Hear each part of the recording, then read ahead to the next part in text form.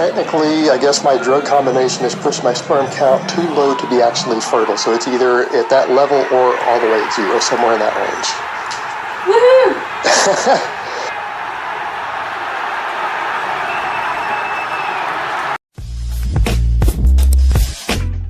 And again, look at my last name. I've got a Slavic last name.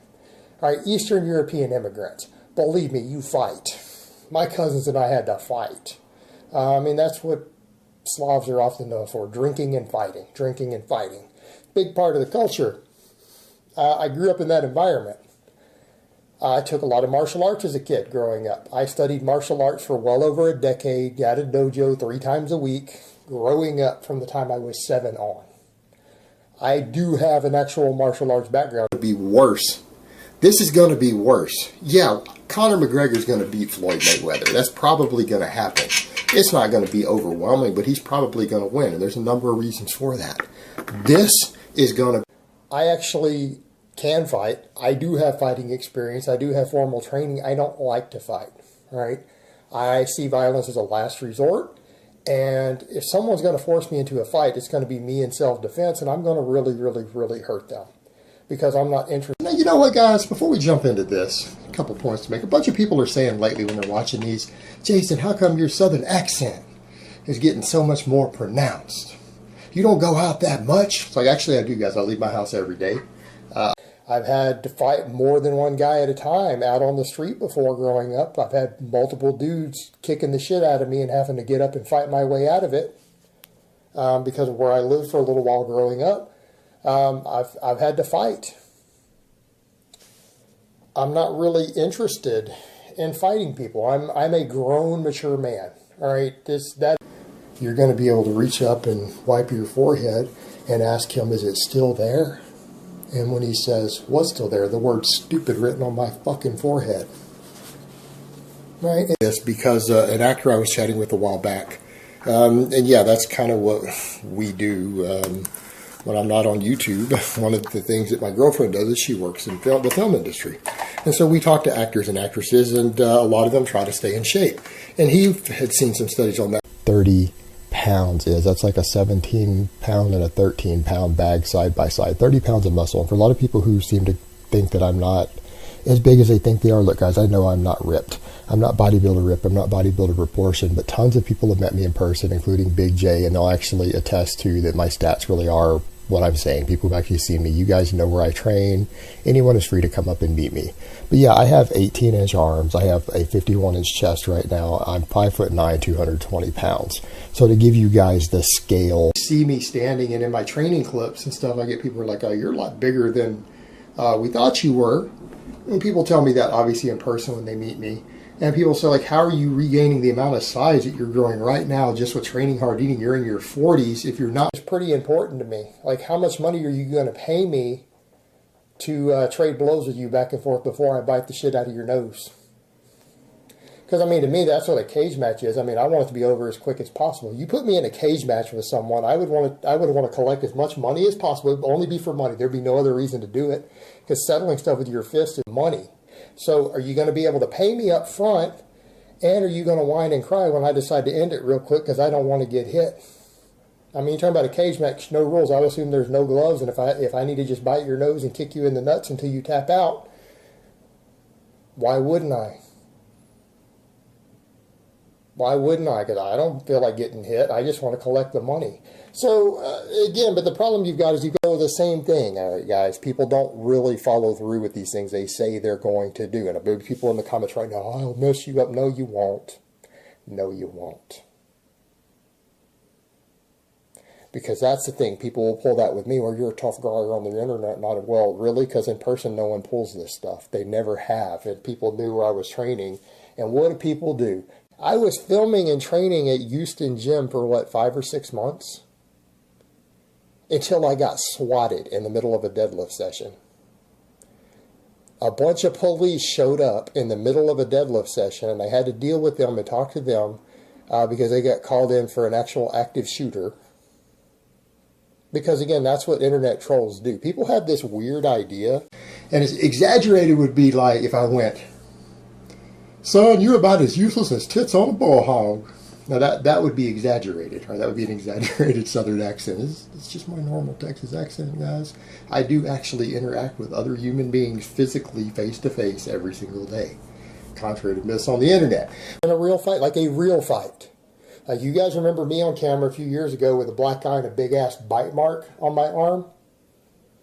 I was forced in a situation in a biker bar where I had to get in a fight. It happened. It does happen. I prefer to avoid those things.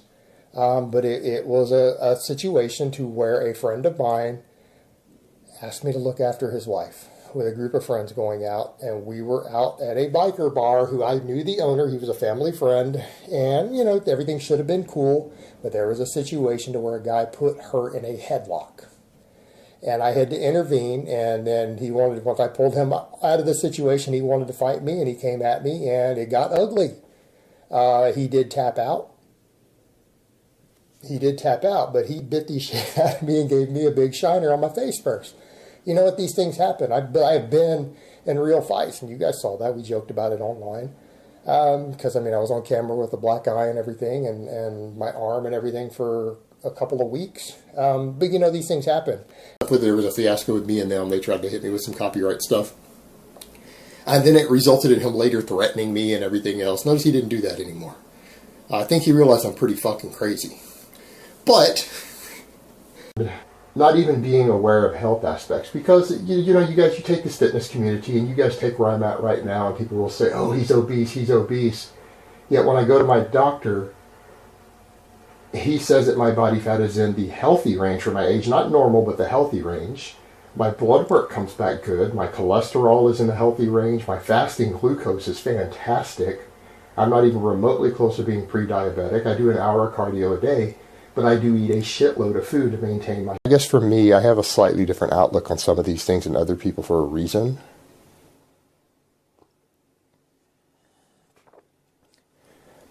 A lot of the men who shaped, actually all of the men who shaped my outlook on life and taught me different life lessons as both growing up and as a young man were actually all war veterans, every single one of them.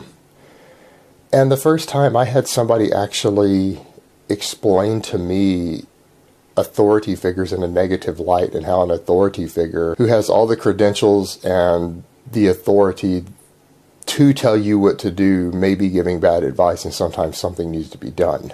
It was a good friend of mine, actually a family friend. I consider him a friend, but he wasn't really a close friend of mine, but he was a very close friend of my family. And it was a gentleman by the name of Wilton, and he was talking to me about men of authority. And he went back telling a story about when he was in Vietnam, and he was a first sergeant of a platoon, and their previous second lieutenant who ran the platoon had died a few days before in a firefight, who hadn't given the best of orders. And they assigned a new lieutenant, and they told Wilton who he was because he was the first sergeant. He ran the platoon essentially for the second lieutenant, and he was in charge of looking after the men. And this second lieutenant had graduated from college, which back then was a bigger deal than it is today. He was educated, had gone to the war college, and was a second lieutenant. And when he got there, he told Wilton that 0600 in the morning, we are going to be storming this hill over here. Wilton looked at it and told him, that's a bad idea.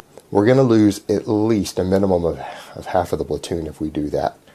I don't think it's a good idea, sir. And he told him, well, I'm in charge, and we will damn well storm that hill in the morning. Wilton told him, yes, sir. And I asked Wilton, what did you do? And he said, I had to stop and think about it, and I had to weigh out if I was going to let this man of authority give a bad order that was going to kill off all of those men that I had to look after. And he said, and I did the only thing that could be done.